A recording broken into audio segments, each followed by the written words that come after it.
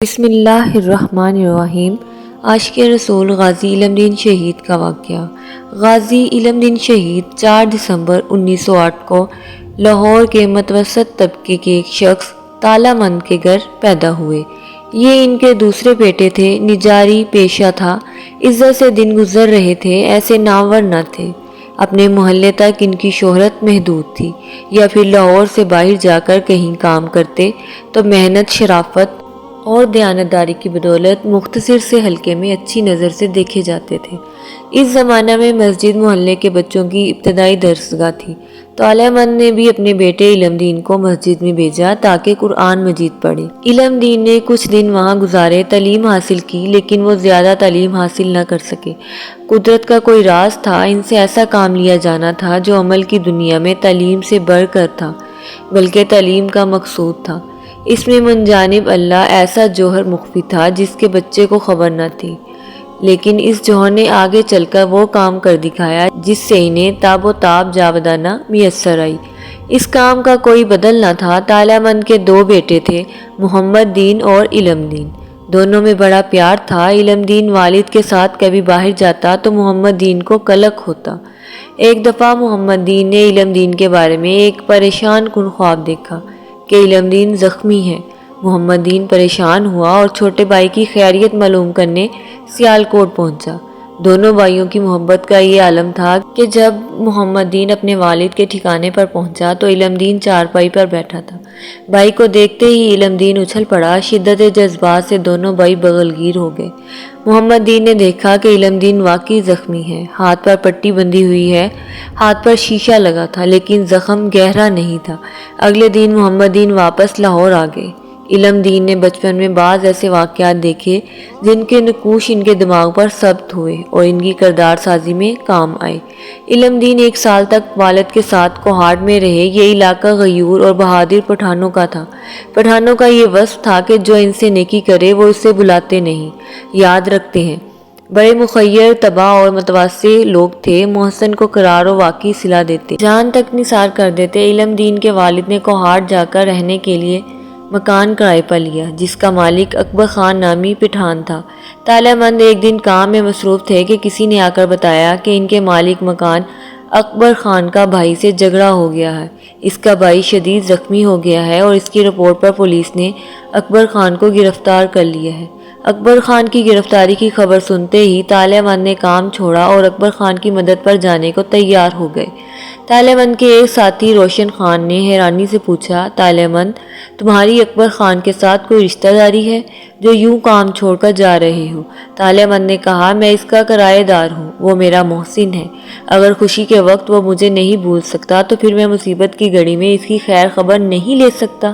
روشن خان اور تالہ مند دونوں ساتھ چل پڑے۔ دونوں کی کوشش سے اکبر خان پولیس کی گرفت سے چھوٹ گیا۔ اس واقعہ کا اکبر خان پر یہ اثر ہوا کہ تالہ مند کی ضد اور اس کے اصرار کے باوجود اکبر خان نے 1 سال تک اس سے کرایہ وصول نہیں کیا۔ جب تالہ مند واپس لاہور آئے تو اکبر خان نے پیار کی نشانی کے طور پر باپ بیٹے کو ایک چادر بھی دی۔ جب ہندو مصنف راجپال نے نبی کریم صلی اللہ علیہ وآلہ وسلم کی شان میں گستاخی کرتے ہوئے رنگیلا رسول نامی کتاب لکھی تو اس کی اشاعت سے مسلمانوں میں غم و غصہ کی لہر دوڑ گئی۔ ہر مسلمان کے دل میں ناموس رسالت صلی اللہ علیہ وآلہ وسلم پر قربان ہونے کی امنگ ابھر گئی۔ انگریزوں نے مسلمانوں کے جذبات کے پیش نظر راجپال کے خلاف مقدمہ دائر کیا، لیکن عدالت نے اسے بری کر دیا۔ غازی علم دین ان تمام حالات سے بے خبر تھے۔ ایک روز حسب معمول کام پر گئے ہوئے تھے۔ غروب آفتاب کے بعد گھر واپس جا رہے تھے۔ دروازے پر لوگوں کا ہجوم دیکھا۔ ایک نوجوان کو تقریر کرتے دیکھا تو رکے۔ کچھ دیر کھڑے سنتے رہے، لیکن کوئی بات پلے نہ پڑی تو قریب کھڑے ایک صاحب سے انہوں نے دریافت کیا کہ کیا مسئلہ ہے، تو انہوں نے علم دین کو بتایا کہ ایک ہندو راجپال نے ہمارے نبی کریم صلی اللہ علیہ وآلہ وسلم کے خلاف کتاب چھاپی ہے، ان کے خلاف تقریر ہو رہی ہے۔ وہ دیر تک تقریر سنتے رہے۔ علم دین کی زندگی کے تیور ہی بدل گئے۔ پھر ایک دفعہ غازی علم دین نے خواب دیکھا۔ ایک بزرگ فرماتے ہیں، علم دین جلدی کرو، راجپال تمہارے ہی ہاتھوں قتل ہوگا، قدرت نے یہ سعادت تمہارے مقدر میں ہی لکھی ہے۔ غازی علم دین نے صبح ہوتے ہی تیز دھار چھری خرید لی اور سیدھا راجپال کی دکان پر پہنچے اور پوچھا کہ راجپال کہاں ہے؟ اس نے کہا، میں ہی راجپال ہوں۔ غازی علم دین نے وہی چھری اس کے پیٹ میں گھوم دی۔ اس کے منہ سے ہائی کی آواز نکلی اور وہ فرش پر اوندے منہ گر گیا۔ راجپال کو قتل کرنے کے بعد غازی بڑے اطمینان سے قریبی نل پر گئے اور چھری کو اس ملعون کے ناپاک خون سے صاف کیا۔ ابھی پانی پینے ہی والے تھے کہ ایک شور ان کے کانوں پہ پڑا، راجپال قتل ہو گیا، قاتل کو پکڑو، جانے نہ پائے۔ شور مچانے والے سب ہندو تھے، ان کے ہاتھوں میں پرچیاں اور لاٹھیاں تھیں، لیکن وہ سب غازی کے قریب آ کر خود بخود رک گئے۔ یہ صورتحال دیکھ کر غازی علم دین مسکرا دیے۔ غازی علم دین کے والد گرامی تالامند اپنے بیٹے کے اس کارنامے پر یوں اظہار مسرت فرمایا، اگر یہ کام میرا بیٹا نہ کر سکتا تو مجھے دکھ ہوتا۔ والدہ محترمہ نے فرمایا، اگر میرے ساتھ لٹکے ہوتے اور اسی طرح تحفظ ناموس رسالت کے لیے قربان ہو جاتے تو میں زیادہ خوش ہوتی۔ غازی نے خود کو پولیس کے حوالے کر دیا۔ راجپال کی نعش میوں ہسپتال پہنچا دی گئی۔ اس کے قتل کی خبر آنن فانن پورے شہر میں پھیل گئی۔ رات گئے تک اخبارات کے ضمیمے فروخت ہوتے رہے۔ ہندو ہسپتال کے باہر جمع ہو گئے، مسلمان بھی پولیس اسٹیشن کے باہر غازی علم دین کی ایک جھلک دیکھنے کے لیے بےتاب تھے۔ مسلمان اخبارات کا مطالبہ تھا کہ غازی علم دین کو رہا کر دیا جائے کیونکہ اس نے حرمت رسول کی پاسداری کی ہے۔ غازی علم دین پر مقدمہ چلتا رہا، ہر عدالت نے انہیں سزائے موت کا حکم سنایا۔ علامہ اقبال اور محمد علی جناح نے انہیں بچانے کی سر توڑ کوشش کی، لیکن سزائے موت کا حکم برقرار رہا۔ ایک دفعہ کسی نے غازی سے کہا کہ تم اقبال فیل نہ کرو، تو آپ نے جواب دیا، تم لوگ مجھے جامع شہادت سے محروم رکھنا چاہتے ہو، میں تو ہر جگہ یہ اعلان کروں گا کہ راجپال کو میں نے قتل کیا ہے۔ ایک جان کی کیا بات ہے، اگر مجھے 10 جانیں مل جائیں تو میں وہ بھی ناموس رسالت کی پاسداری پر قربان کروں۔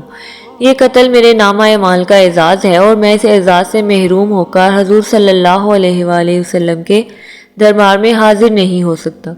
میاں والی شہر میں ایک مجذوب رہتا تھا جو کسی سے بات نہیں کرتا تھا۔ جب غازی علم دین میاں والی جیل میں منتقل ہوئے، اس رات وہ مجذوب گلی کوچوں میں دوڑتا پھرتا اور بلند آواز میں نعرے لگاتا، لوگو تمہیں مبارک ہو، تمہارے پاس ایک عاشق رسول آ رہا ہے۔ وہ رات اس مجذوب نے یوں گزاری، پھر غائب ہو گیا۔ جب جیل میں غازی علم دین کو پھانسی کا حکم سنایا گیا تو ان کے جسم میں مسرت کی لہر دوڑ گئی، چہرہ تمتما اٹھا اور وہ شعر گنگنانے میں محو ہو گئے۔ پھانسی کی سزا سننے والا شخص جتنا بھی دلیر ہو، پھانسی کی سزا کا اعلان ہو جانے کے بعد اس کا وزن ضرور گھٹتا ہے، بڑھتا نہیں۔ لیکن عاشق رسول صلی اللہ علیہ وآلہ وسلم غازی علم دین کا وزن 22 مئی 1929 کو 138 پاؤنڈ تھا اور شہادت کے وقت ان کا وزن 140 پاؤنڈ کے قریب تھا۔ یہ دنیا کی انوکھی مثال ہے۔ 31 اکتوبر 1929 بروز جمعرات میاں والی جیل میں ہی اس مرد مجاہد کو تختہ دار پر چڑھانے کا انتظام کر لیا گیا۔ آپ نے 2 نوافل ادا کیے اور بڑے اطمینان اور وقار کے ساتھ تختہ دار کی طرف بڑھے اور پھندے کو چومتے ہوئے خوشی سے زیب گلو کر لیا اور درود پاک پڑھتے ہوئے جام شہادت نوش فرما کر حیات جاوداں پا گئے۔ علامہ اقبال نے جب جنازے کی کیفیت دیکھی اور شہید کے چہرے کی زیارت سے فیضیاب ہوئے تو فرمانے لگے، اسی گلہ ہی کردے رہ گئے تے ترخانہ دا منڈا بازی لے گیا۔ غازی علم دین کو لاہور میں چوک برچی کے بالکل نزدیک میانی صاحب کے قبرستان میں دفن کر دیا گیا۔ غازی علم دین کا مقصوم دیکھیے، نہ چلہ کیا نہ مجاہدہ، نہ حج کیا نہ عمرہ کیا، نہ دیر میں نقشہ کھینچا نہ حرم کا مجاور بنا، نہ مکتب میں داخلہ لیا نہ خانقاہ کا راستہ دیکھا، نہ کنز و قدوری کھول کر دیکھی، نہ راز و کشاف کا مطالعہ کیا، نہ اس میں عظیم کا وظیفہ پڑھا، نہ علم و حکمت کے خم و بیج میں الجھا، نہ کسی حلقہ تربیت میں بیٹھا، نہ کلام و معانی سے واسطہ رہا، نہ فلسفہ منطق سے آشنا ہوا، نہ مسجد کے لوٹے بھرے، نہ تبلیغی گشت کیا، نہ کبھی شیخی بگاری، نہ کبھی شوخی دکھائی، اسے پاک بازی کا ضبط نہیں، محبوب مجازی سے ربط تھا، وہ تسبیح بدمست نہیں۔ جب زمانے میں یہ رسوائے زمانہ کتاب لکھی اور چھپی گئی، شہر لاہور میں ظاہر حق ہو کے زلزلے ہوں گے، علم و فضل کے چرچے ہوں گے، تقریر و تحریر کے ہم میں ہوں گے، وعظ و نصیحت کے گلگلے ہوں گے، ادیبوں اور خطیبوں کے تن تنے ہوں گے، لیکن شاطم رسول کو اسفل السافلین میں پہنچانے کی سعادت کسی صوفی باصفا، کسی امام ادب و انشا، کسی خطیب شعلہ نوا اور کسی سیاسی رہنما کے حصے میں نہیں آئی، بلکہ ایسے مزدور کو ملی جو ممتاز و دانشور نہیں، معمولی کاریگر تھا، جس کی پیشانی پر علم و فضل کی آثار نہیں، ہاتھوں میں لوہے کے اوزار تھے۔ خدا معلوم وہ نمازی تھا یا نہیں، لیکن صحیح معنوں میں غازی نکلا۔ وہ وکلا و دستار کا آدمی نہیں تھا مگر بڑے کردار کا حامل تھا۔ غازی علم دین نے فن و تجوید و قرآن سیکھا، نہ عربی و فارسی پڑھی، نہ رومی کی مثنوی دیکھی، نہ زمشری کی کشاف پڑھی، نہ دین کے اسراف و رموز سمجھے، مگر ایک راز اس پر ایسا کھلا کہ مقدر کے بند کواڑ کھل گئے، قسمت کا دریچہ کیا کھلا کہ جنت کے دروازے کھل گئے۔ یہ عقل خردبین کا کرشمہ نہیں، عشق خدائے بین کا معجزہ تھا کہ کل تک دکان پر ٹھک ٹھک کرنے والا علم دین آج کروڑوں مسلمانوں کے سینوں میں دل بن کر دھک دھک کر رہا ہے۔ بے شک عشق رسالت کی بات ہی نرالی ہے، ذہن نصیب جس کا عشق رسالت کے لیے کچھ لگ جائے، اور حقیقت یہ ہے کہ اللہ کے رسول کے لیے یہ جان بھی چلی جائے اور اللہ اور اس کا رسول راضی ہو جائے، تب بھی یہ سودا سستا ہے۔ دعا ہے کہ اللہ تعالی ہم سب کو ایک واقعہ سے سبق حاصل کرنے کی توفیق عطا فرمائے، آمین یا رب العالمین۔